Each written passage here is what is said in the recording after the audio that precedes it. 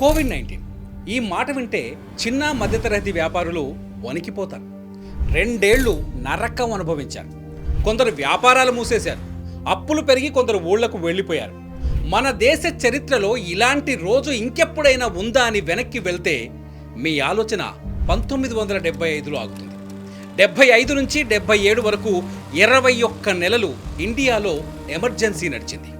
Food బిజినెస్లు కుప్పకూలిపోయాయి. అచ్చం corona situation. అంత బ్యాడ్ టైంలో కూడా లాభాలు సంపాదించిన ఒకే ఒక ఫుడ్ బిజినెస్ ఎంటీఆర్. ఇవాళ ఏడాదికి 1000 కోట్ల వ్యాపారం చేస్తోంది. ఈ సక్సెస్ స్టోరీ చూసే ప్రతి ఒక్కరూ వీళ్లలాగే జీవితంలో మీరు సక్సెస్ అవ్వాలని 6JVR మనస్ఫూర్తిగా కోరుకుంటోంది.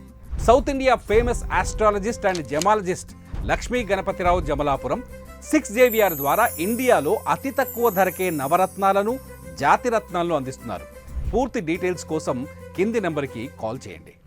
ఎంతమంది కాంపిటేటర్స్ వచ్చినా ఎంటీఆర్ని ఏమీ చేయలేకపోతున్నారు. ఇంత పెద్ద సక్సెస్ ఎంటీఆర్కు ఎలా వచ్చింది? ఎంటీఆర్ స్టోరీ 1922లో కర్ణాటక ఉడిప్పిలో స్టార్ట్ అయింది. వంట తప్ప మరో పనిరాని పరమేశ్వరమయ్య, గణపయ్యమయ్య, యజ్ఞనారాయణమయ్యలతో మొదలైంది.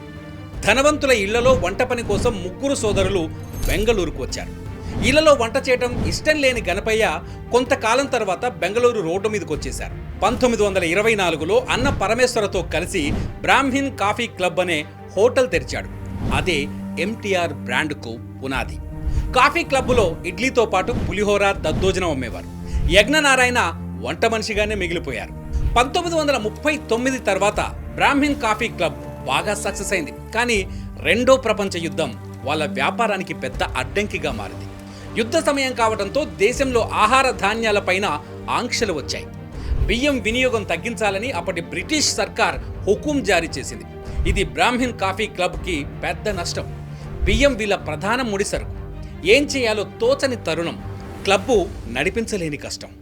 సమస్యను అవకాశంగా మలుచుకున్నప్పుడే ఏ వ్యాపారమైనా ముందుకు సాగుతుంది.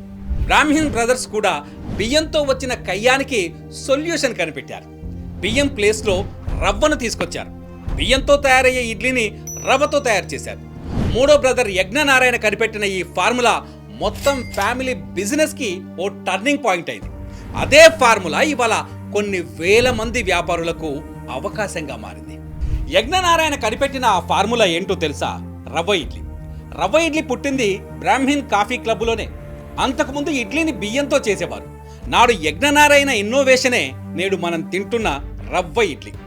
2వ ప్రపంచ యుద్ధమే రాకపోతే మనం రవ్వ ఇడ్లీ తినేవాళ్ళం కాదేమో. రవ్వ ఇడ్లీ మాత్రమే కాదు, దోశలు, చట్నీలు కూడా బ్రాహ్మిన్ కాఫీ క్లబ్లోనే పుట్టాయి. ఎంటీఆర్ తయారు చేస్తున్న ఫుడ్ ప్రోడక్ట్స్లో రవ్వ ఇడ్లీనే ఇప్పటికీ చాలా ఫేమస్. రవ్వ ఫార్ములా వాళ్ళకి తెలిసినట్టు ఇంకెవ్వరికీ తెలియలేదనేది చెప్పొచ్చు. రవ్వ ఇడ్లీ ఇచ్చిన సక్సెస్ కిక్కుతో బ్రాహ్మిన్ కాఫీ క్లబ్ బిజినెస్ మారిపోయింది. బెంగళూరు ప్రజలకు రవ్వ ఇడ్లీ ఫేమస్ ఫుడ్ అయిపోయింది. ధనవంతుల ఇంట్లో వంట పని మానేసి యజ్ఞనారాయణ కూడా ఫ్యామిలీ బిజినెస్లోకి అడుగుపెట్టారు. లాభం పెరగడంతో ఎక్స్పాన్షన్కు వెళ్ళారు. ఇది ప్రతి బిజినెస్ మెయిన్ ఐడియానే. ఎంటీఆర్ పేరు కూడా విచిత్రంగా స్టార్ట్ అయింది. బెంగళూరు మావళ్ళి ఏరియాలో ఓ బిల్డింగ్ అద్దెకు తీసుకున్నారు. ఆ బిల్డింగ్ గదులుగా ఉంటుంది. దానికి ఏం పేరు పెట్టాలని ఆలోచించినప్పుడు మావళ్ళి టిఫిన్ రూమ్స్ అని నిర్ణయించారు. ఆ మావళ్ళి టిఫిన్ రూమ్సే షార్ట్ కట్లో ఎంటీఆర్. ఇప్పటికీ ఎంటీఆర్ రెస్టారెంట్ బెంగళూరులో ఒక ల్యాండ్ మార్క్. యజ్ఞనారాయణమయ్య ఇంగ్లాండ్ టూర్కు వెళ్ళారు. అక్కడి హోటళ్లలో క్లీనినెస్ ఆయన్ని ఆకట్టుకుంది. ఫుడ్ రుచిగా ఉంటే సరిపోదు, తినే ప్లేస్ శుభ్రంగా ఉండాలని నిర్ణయించాడు. ఇంగ్లాండ్ క్లీనినెస్ ఫార్ములాను ఎంటీఆర్లో కూడా ఎంటర్ చేశాడు. కస్టమర్ తినే టేబుల్ నుంచి కిచెన్ వరకు ఈగ వాలకుండా శుభ్రతను పాటించారు. ఎంటీఆర్ రెస్టారెంట్కు అది అదనపు బలమైంది. బిజినెస్లో కొత్త కస్టమర్స్ను ఆకట్టుకోవాలి అంటే కొత్త ఇన్నోవేషన్స్ అవసరం. కొత్త ఉత్పత్తుల తయారీ కూడా అవసరం. ఎంటీఆర్ను భుజానికెత్తుకున్న యజ్ఞనారాయణ 1950లో ఓ కొత్త స్వీట్ని రెడీ చేశారు. దాని పేరే చంద్రహార. ఫ్రెంచ్ స్వీట్ మోడల్ ఇది. మైదా, కోహాతో కలిపి తయారు చేసిన స్వీట్ చంద్రహార. మామూలు సక్సెస్ కాలేదు. చంద్రహారతో ఎంటీఆర్ స్వీట్స్ ఇండస్ట్రీలోకి అడుగుపెట్టింది. చంద్రహార కోసం వచ్చే కస్టమర్లకు సంప్రదాయ కన్నడ స్వీట్లను కూడా అమ్మటం మొదలుపెట్టారు. 1968లో ఎంటీఆర్ జనరేషన్ మారింది. యజ్ఞనారాయణ కాలం చేశారు. గణపతిమయ్య వయసు పెరిగింది. ఇక్కడే ఎంట్రీ ఇచ్చారు సదానందమయ్య. యజ్ఞనారాయణ కుమారుడు. సదానంద చేతికి వచ్చాక ఎంటీఆర్ లెవెల్ మారిపోయింది. ఎంటీఆర్ హోటళ్ల బ్రాంచీల సంఖ్య కర్ణాటక మొత్తం విస్తరించింది. కానీ 1939లో రెండో ప్రపంచ యుద్ధం తెచ్చిన సమస్య కంటే ఈసారి అతిపెద్ద సమస్య ఎదురైంది. 1975 భారతదేశంలో 21 నెలల బ్లాక్ డేస్. ఇందిరాగాంధీ ప్రభుత్వంలో ఎమర్జెన్సీ. దేశం ఆంక్షల వలయంలోకి వెళ్ళింది. ఫుడ్ కంట్రోల్ యాక్ట్ వచ్చింది. తక్కువ ధరలకు అమ్మాలని కేంద్రం ఆర్డర్స్. 25 పైసలకు వచ్చే ఇడ్లీని 10 పైసలకే అమ్మాలి. ఫుడ్ ఇండస్ట్రీ పూర్తిగా దెబ్బతింది.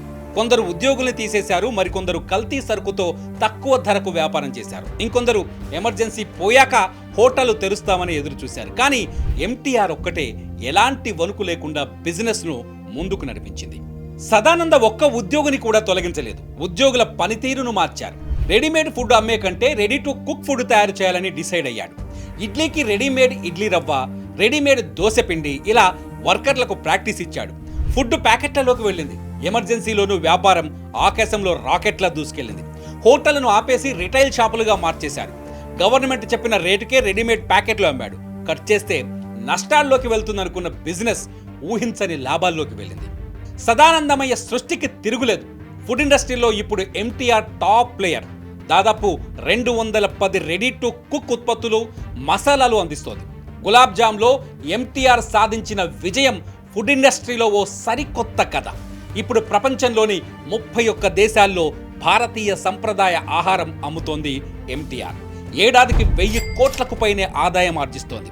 ఎంటీఆర్ స్టోర్స్తో పాటు ఎంటీఆర్ రెస్టారెంట్ బిజినెస్లో కూడా ఉంది. ఎంటీఆర్ నుంచి మనం నేర్చుకోవాల్సింది ఒకటే: సమస్య జటిలంగా ఉందని మనం పారిపోవద్దు. ఆ సమస్యను అవకాశంగా మార్చుకోవడానికి దారులు వెతకాలి.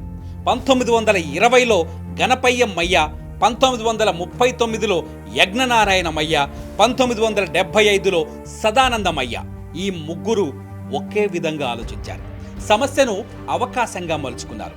ఈ కథలో లాస్ట్ పంచ్ ఏంటో తెలుసా? 2019లో కరోనా సమయంలో కూడా గత అనుభవాన్ని గుర్తు చేసుకున్న ఎంటీఆర్ రెగ్యులర్ డేస్ కంటే ఎక్కువ బిజినెస్ చేసింది. విపత్తులు ఎన్టీఆర్కు కొత్త అవకాశాలుగా మారాయి. మరి మీరేమంటారు? కామెంట్ చేయండి.